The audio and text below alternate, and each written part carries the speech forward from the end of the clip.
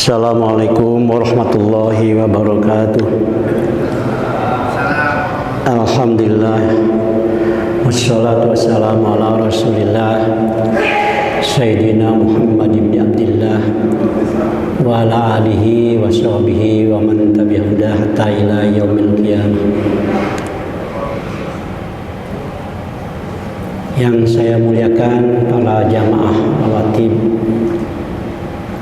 salat zuhur di Masjid Syekh Kuro yang sama-sama kita banggakan ini.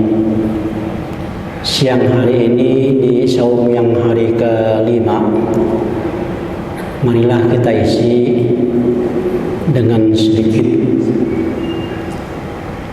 pembekalan ilmu, terutama yang berkaitan dengan masalah saum Ramadan. Dalam sebuah bagian dari hadis yang diriwayatkan oleh Salman Al-Farisi, kita bisa menemukan sebuah kalimat yang berbunyi, Syahrul Ramadan syahrun yazidu fihi rizqul mu'min. Bulan Ramadan adalah bulan ditambahinya rezeki bagi orang-orang yang beriman. Asosiasi kita kalau yang namanya rezeki itu berkaitan dengan materi, tidak salah. Tapi sesungguhnya yang namanya rezeki bukan hanya materi, bisa saja yang bersifat non materi, mungkin termasuk kebajikan, mungkin termasuk pahala, mungkin termasuk juga kesehatan. Sumu tasihu, kata Rasulullah, berpuasalah engkau, niscaya engkau akan sehat. Berkaitan dengan yazidu rizqul mu'min, ya, bertambahnya rezeki orang beriman. Kita rasakan belakangan ini banyak para dermawan yang sering berbagi. Maka itu mungkin bagian rezeki bagi orang-orang yang berpuasa. Secara pribadi, dari hari pertama, hari Kamis, saya melaksanakan puasa. Itu ada saja yang berbagi kepada saya. Jarang memakan daging, tahu-tahu ada yang nganterin daging. Jarang makan korma, tahu-tahu ada yang nganterin korma. Kenapa itu bisa terjadi? Karena orang berharap bisa mempraktekkan, bisa menerima apa yang didhawuhi oleh Rasulullah, man fattara shaiman falahu ajruhu wa ajru man amila bihi min ghairi ayyan kusum syai'.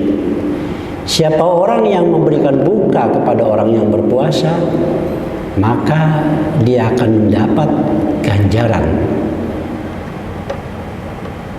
dari memberikan puasa itu. Pahalanya mungkin dia memberikan nasi bungkus, mungkin dia memberikan jongkong, bala-bala dan lain sebagainya. Sehingga saking tertariknya para sahabat, sementara dia tidak memiliki materi. Ada yang bertanya, tidak semua di antara kami ini memiliki materi, ya Rasulullah. Jawab Rasulullah, walau surbata ma'in, meskipun yang diberikannya itu hanya seteguk air, pahalanya dapat, terutama dari yang melaksanakan puasa. Mungkin puasa kita tidak sebaik dengan orang yang kita berikan untuk berbuka. Sebab kalau yang namanya berpuasa itu kan tidak hanya sekedar berpuasa dari lapar, dari haus, tapi juga berpuasa bijawarihi, dengan anggota tubuhnya. Matanya ikut berpuasa dari melihat hal-hal yang dilarang oleh agama. Mulutnya juga berpuasa dari hal-hal yang membicarakan orang lain, yang mungkin mendatangkan ghibah, mendatangkan namimah, dan mungkin nauzubillah sampai mendatangkan fitnah. Mungkin kita belum bisa menjaga itu, tapi orang yang kita beri bukanya itu mungkin lebih mampu menjaganya. Berarti pahala yang diberikan, apa yang kita dapat dari orang yang melaksanakan puasa lebih baik dari kita, akan kita terima pahalanya. Belum lagi kalau kita sudah berhati-hati melaksanakan puasa dengan sebaik mungkin, diiringi dengan nafilah, membaca Al-Quran, iktikaf, dengan zikir, itu akan menambahkan nilai kualitas puasa kita. Banyak kita lihat, apakah itu mahasiswa, mahasiswi, para karyawan, pekerja kantor, yang biasanya tidak pernah membawa Quran kecil, tapi belakangan di loketnya ada Quran kecil, di tasnya ada Quran kecil, di samping juga mungkin mukena bagi yang wanita. Sambil menunggu sampainya mobil jemputan ke kantornya, mungkin dia membaca Al-Quran. Dan itu tidak aneh, dan kita tidak perlu merasa malu. Nah ini ya. Dan kalau itu kita laksanakan, bukan orang lain yang akan mendapatkan kebaikan itu nanti, kecuali kita sendiri. Dalam sebuah hadis yang menerangkan tentang puasa dan Al-Quran, itu bisa menjadi syafaat bagi kita.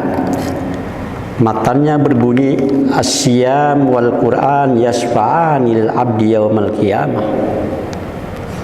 Puasa yang kita lakukan di bulan Ramadan ini nanti akan memberikan syafaat kepada kita. Dan juga Al-Quran yang kita baca pada saat siang hari ataupun malam hari, dia akan menjadi syafaat juga bagi kita. Yaqulu siyam, maka puasa akan berujar, mungkin akan berbentuk sosok manusia, atau mungkin juga akan terdengar suara tanpa wujud. Dia berkata, "Ay Rabb, mana'tuhu at-ta'am wasyahawat bin nahar." Pasapi ini, ketika siang aku, kata saum, aku mencegahnya untuk makan, aku mencegahnya untuk menyalurkan syahwatnya di siang hari. Pasapi ini fi, karena itu wahai Tuhan, berikanlah prerogatif bagiku untuk memberikan syafaat kepada yang melaksanakan puasa.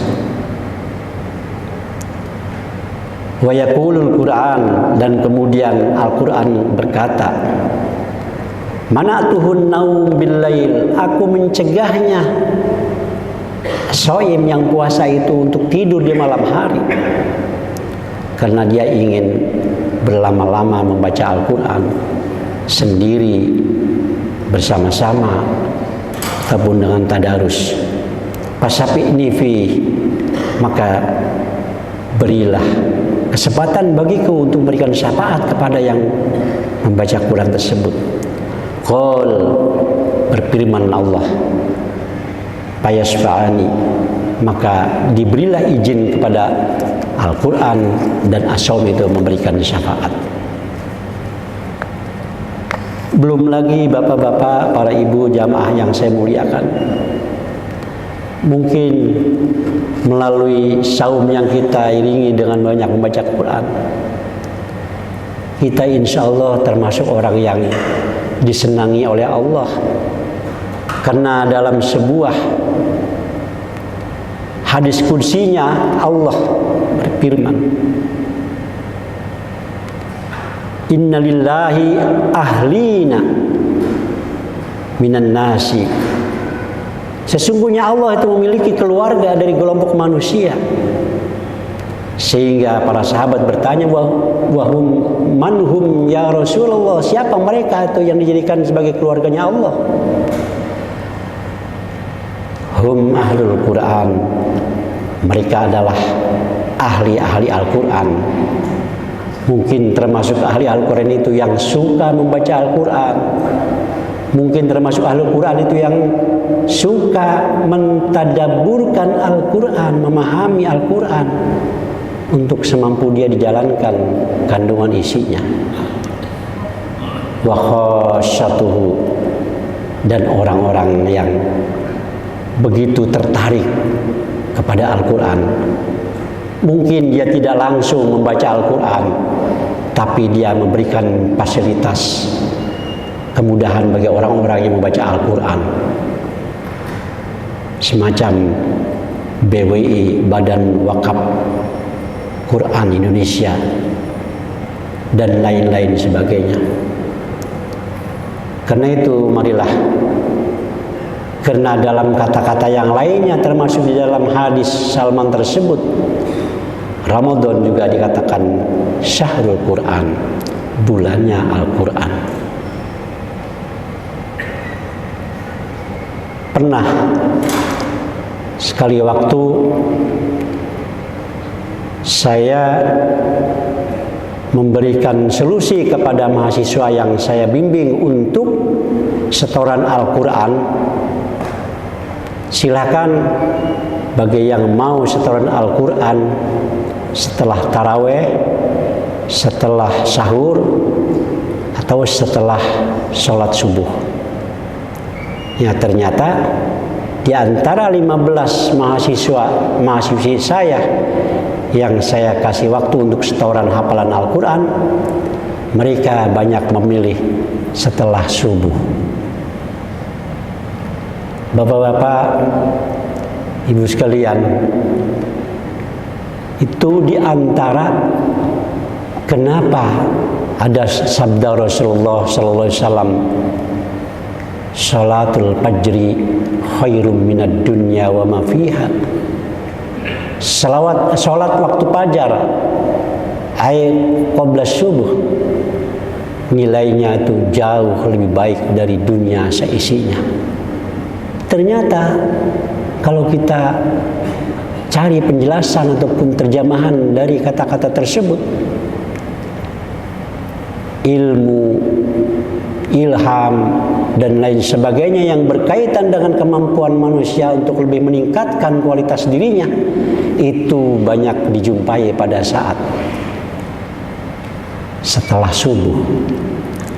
Karena itu biasakan setelah subuh jangan sampai digunakan untuk tidur. Mungkin enak dirasakan, tapi tidak baik kita nikmati, terutama minimal fisik. Secara kenyataannya kita akan merasakan tidak bertenaga, lemas, lemah, lunglai, ya. Sehingga hari-hari setelah itu sampai menjelang maghrib kita dalam keadaan kondisi yang kurang segar bugar. Itu diantaranya yang pernah saya sampaikan kepada mahasiswa-mahasiswi saya. Alhamdulillah, ternyata mereka dengan mudah kena kesegaran udara pada subuh itu, ya, menolong dia untuk lebih mudah menghafal ayat-ayat Al-Quran yang dibebani kepada mereka. Mudah-mudahan tausiah singkat ini bisa menambah wawasan untuk meningkatkan nilai kualitas saum kita bersama-sama, dan pada akhirnya kita akan memperoleh seperti yang dijanjikan dalam sebuah sabdanya, awal syahri Ramadan awaluhu fihi rahmah wa awsatuhu fihi magfirah wa akhiruhu itkum minan nar. Ujung-ujungnya kita dibebaskan dari siksa api neraka. Mari kita akhiri dengan sama-sama berdoa.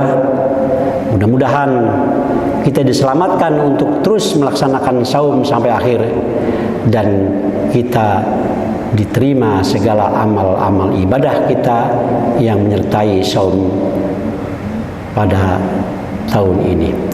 Allahumma inna nas'aluka ridhaka wal jannah wa na'udzubika min sukhtika wan nar. Allahumma innaka 'afuwun tuhibbul 'afwa fa'fu anna ya karim. Rabbana taqabbal minna siyamana salatana wa ruku'ana wa takhashsha'ana wa jami'al a'mali khair minna. Rabbana atina fid dunya hasanah wa fil akhirati hasanah wa qina adzabannar. Walhamdulillahi rabbil alamin. Assalamualaikum warahmatullahi wabarakatuh.